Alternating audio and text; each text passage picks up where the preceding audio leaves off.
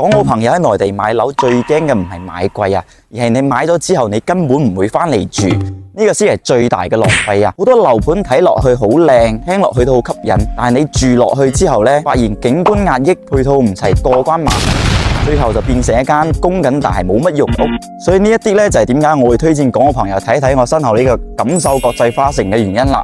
佢唔係買概念啊，係真係考慮到港澳朋友最在意嘅幾樣嘢。第一樣啦，就係佢嘅景觀夠開揚啊。好多港澳客戶買內地樓呢，就係要景觀靚同埋開揚啊。最驚呢，就係開窗冇乜隱私，係同港澳住得差唔多啦。咁國際花城就唔同啦，佢係圍住個湖建嘅，日上嘅視野非常之舒服啊。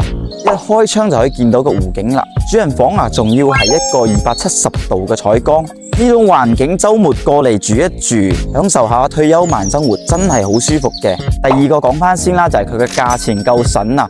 錦繡國際花城呢，依家大概係1萬蚊左右一個平方嘅。重點呢，佢唔係表面價啊，佢係4代住宅做到130% 嘅實用率啊，得房率均價其實就7到8千蚊咋。即係你用同樣嘅預算買到嘅就唔係建築面積表面嘅數字，而係超過建築面積嘅空間啦。第三就係壓力細，住得耐啊。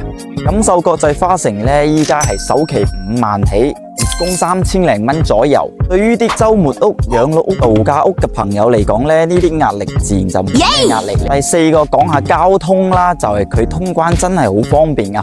呢度過去口岸大概係3到4個字嘅時間咋，呢度個口岸距離真係啱啱好啊！週末過嚟呢，唔會太辛苦，唔會貼住口岸，唔嘈唔逼。對於港澳人嚟講，距離太遠就會影響返嚟嘅次數啦。第五個啊，都係好重要嘅，就係佢嘅社區配套夠成熟啦。好多新樓盤唔係話樓唔靚，而係佢交完樓之後，佢嘅配套跟唔上，唔方便。咁而錦繡國際花城呢，作為一個成熟嘅大型社區啦，前期交樓已經好多年啦，樓下嘅商業啊、超市啊、生活配套、買餸食飯、行街整車呢啲需求全部有晒，落樓就有，養老都好啊。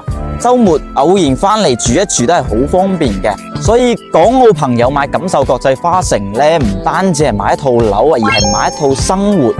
你日過嚟住又可以望到靚景觀，實用率、首期壓力、通關效率、社區成熟度，呢啲係全部踩中晒嘅，都係港澳朋友最重要、最注意嘅一點啦。屏幕前嘅朋友，如果你都想要佢嘅戶型圖以及佢嘅特價清單同埋湖景究竟喺邊度呢？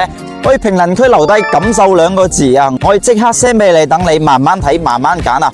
我係子華，你灣區最可靠嘅 friend，我哋下期再見，拜拜。